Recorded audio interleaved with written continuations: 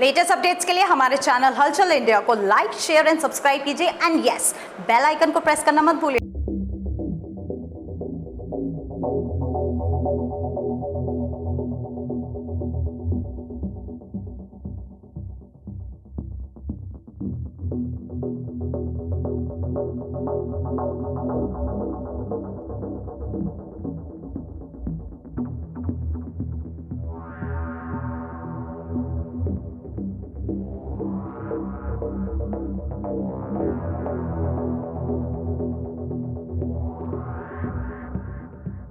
बेटी बचाओ बेटी पढ़ाओ का नारा देने वाले प्रधानमंत्री नरेंद्र मोदी से बेटियों से माफी की मांग की जा रही है कि प्रधानमंत्री नरेंद्र मोदी बेटियों से माफी मांगे। यही मांगों को लेकर आज कांग्रेस के सभी पदाधिकारी और कार्यकर्ता, सैकड़ों कार्यकर्ता एसडीएम कार्यालय पहुंचे हैं और अपने ज्ञापन को लेकर मांगे पूरी करने की मांग की जा रही है। और बीएचयू में एक रेप होने के बाद जो आरोप लग रहा है कि भाजपा के कार्यकर्ता थे वो लोग, उनके खिलाफ यहां पर आज कांग्रेस के सभी पदाधिकारी ज्ञापन देने आए हैं। सर, किस तरह की मांगे हैं आपके ज्ञापन में? देखिए, उत्तर प्रदेश में जंगल राज कायम हो चुका है।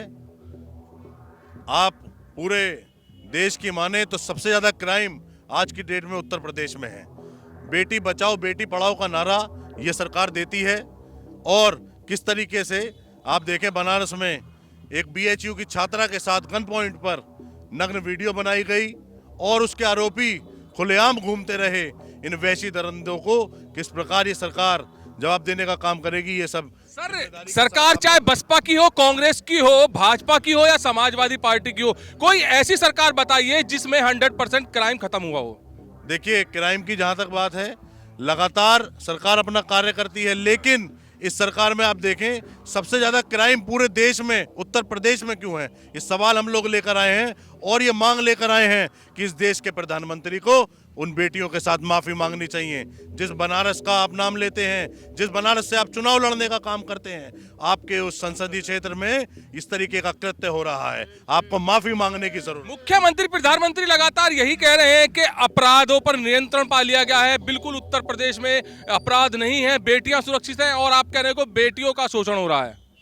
अभी आपने देखा है कि बनारस की जो घटना हुई है ये इतनी शर्मनाक है, और सबसे बड़ी बात ये है कि वो कांड होने के बाद वो फुटेज बना, उसके वीडियो बनाई और बलात्कार किया गया, सारे नग्न फोटो बनाए गए। दूसरी बात ये है कि वो उन चुनाव में वो बीजेपी के नेता भाषण देते हुए मंचों पे दिखाई दिए हैं। शर्म आनी चाहिए यूपी सरकार को और मोदी सरकार को। तो गिरफ्तारी हो चुकी है बीएचयू। गिरफ्तारी तब हुई है जब कांग्रेस पार्टी ने और पार्टियों ने उन्हें नंगा करने का काम किया है। जब उस लड़की ने उस फुटेज को पहचाना है, उन लड़कों को पहचाना है, तब वो लोग जेल भेजे गए हैं। अच्छा, महिलाओं के प्रति जो अपराध कम हुए थे क्या कांग्रेस में? कितने आंकड़े रहे थे? देखिए, आपका सवाल जो है कांग्रेस समय में, मैं कह रहा हूँ आपका जो सवाल है उसका जवाब केवल मैं इस तरह से दे सकता हूँ। आप आंकड़े उठा के देखिए भारत सरकार के 2023 के, पूरे हिंदुस्तान में जितना क्राइम हो रहा है उसका 15% उत्तर प्रदेश में हो रहा है, और किसी की सरकार से आप उसकी कंपैरिजन नहीं कर सकते। आज सरकार अगर चल रही है, भाजपा की सरकार है, केंद्र में सरकार है, डबल इंजन की सरकार है, महिलाओं का उत्पीड़न जो बढ़ा है, आप उन्नाव की घटना देख लीजिए, हाथरस की घटना देख लीजिए, प्रियंका गांधी जी, राहुल गांधी जी, किस तरह से हाथरस की बच्ची के साथ में बलात्कार कराया गया, किस तरह से उसे जलाया गया, वो सड़कों पर चले, उन्हें वहाँ मेरा सवाल यही है, क्या और सरकारों में ऐसा कभी नहीं होता था? नहीं, आप सरकारों की तुलना क्या कर रहे हैं? हम आज की मौजूदा सरकार की बात करेंगे ना, हम पिछली सरकारों से तुलना थोड़ी करेंगे। अब दूसरी घटना, बीएचयू की जो घटना है, 60 दिन तक वो लोग राजस्थान, मध्य प्रदेश और छत्तीसगढ़ में चुनाव प्रचार करने गए हुए थे, क्योंकि वो भाजपा आईटी सेल के लड़के थे, भाजपा के कार्यकर्ता थे, इसलिए उन्हें बचाया जा रहा था। क्या वो लड़की किसी की बहन बेटी नहीं है? क्या उसकी आवाज नहीं उठनी चाहिए? आप बुलडोजर अगर चलाते हो तो उन लड़कों के घरों पर बुलडोजर क्यों नहीं चला रहे? आप राज धर्म का पालन करिए।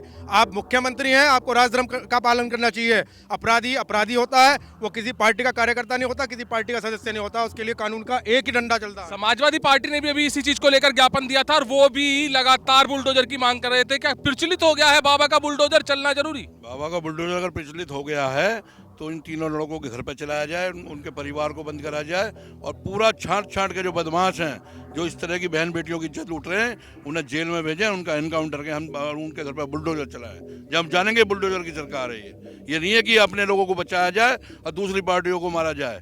अभी एनकाउंटर हुआ, बाद जाएगा। ये नहीं है कि द्वेष भाव करा जाए।